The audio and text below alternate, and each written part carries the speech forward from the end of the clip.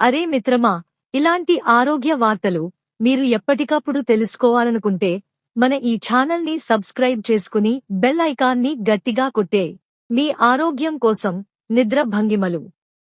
నిద్ర మన శారీరక మరియు మానసిక శ్రేయస్సుకు మౌలికమైనది.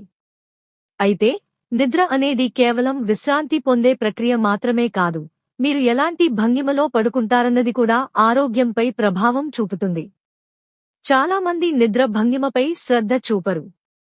నిపుణుల అభిప్రాయం ప్రకారం నిద్ర భంగిమ వల్ల జీర్ణక్రియ, వెన్నెముక స్థితి, శ్వాసక్రియ నాణ్యత వంటి అనేక అంశాలు ప్రభావితమవుతాయి.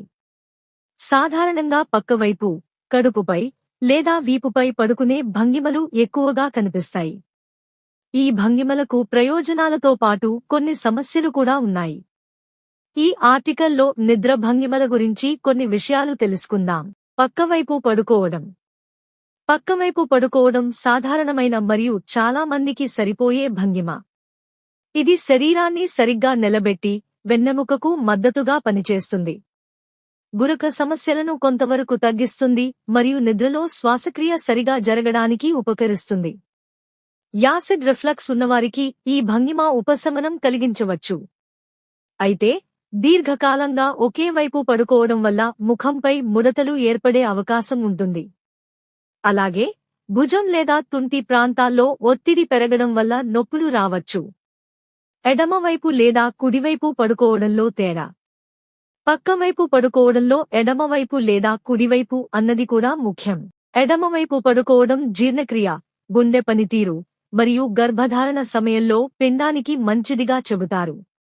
ఇది అజీర్ణం మరియు యాసిడ్ రిఫ్లక్స్ ఉన్నవారికి ఉపశమనం కలిగిస్తుంది. కుడివైపు పడుకోవడం వల్ల కొన్ని సందర్భాల్లో యాసిడ్ స్థాయిలు పెరగవచ్చు మరియు అంతర్గత అవయవాలపై ఒత్తిడిని పెంచవచ్చు. దీర్ఘకాలిక భుజం లేదా తుంటి నొప్పితో బాధపడేవారు పక్కవైపు పడుకునేటప్పుడు మద్దతుగా దిండు వాడితే ప్రయోజనం ఉంటుంది. వీపుపై పడుకోవడం. వీపుపై పడుకోవడం వల్ల మెడ మరియు వీపు నేరుగా ఉండే అవకాశం ఉంటుంది. ఇది కీళ్లపై ఒత్తిడిని తగ్గిస్తుంది. అయితే స్లీప్ అప్నియా ఉన్నవారికి ఈ భంగిమ సరిపడదు, ఎందుకంటే ఇది శ్వాసకు అడ్డుపడే అవకాశం ఉంటుంది.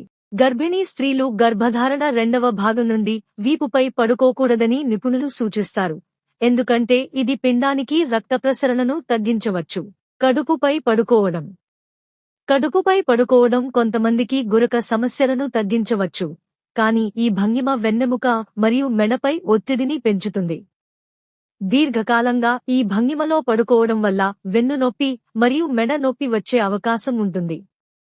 నిపుణులు ఈ భంగిమను సాధ్యమైనంతవరకు నివారించమని సూచిస్తారు. నిద్ర భంగిమను ఎలా మెరుగుపరచాలి? 1. సరైన దిండు ఎంచుకోవడం. మీ శరీర ఆకృతికి తగిన దిండు ఎంచుకోవడం వల్ల మెడ మరియు వెన్నెముక సరిగా ఉంటాయి. పక్కవైపు పడుకునేవారు మోకాళ్ల మధ్య దిండు ఉంచితే తుంటి నొప్పి తగ్గుతుంది. 2. మెత్తని మంచం. మీ మంచం చాలా గట్టిగా లేదా చాలా మెత్తగా ఉండకూడదు. మీ శరీరానికి మద్దతు ఇచ్చే మధ్యస్థ మెత్తని మంచం ఎంచుకోండి. 3. శరీర స్థితి గమనించడం. మీ ఆరోగ్య పరిస్థితిని బట్టి సరైన భంగిమను ఎంచుకోండి. ఉదాహరణకు, గర్భిణీ స్త్రీలు ఎడమవైపు పడుకోవడం మంచిది. 4. రెగ్యులర్ వ్యాయామం. రోజూ తేలికపాటి వ్యాయామం లేదా యోగా చేయడం వల్ల కీళ్లు మరియు కండరాల ఒత్తిడి తగ్గుతుంది. ఇది నిద్ర నాణ్యతను మెరుగుపరుస్తుంది.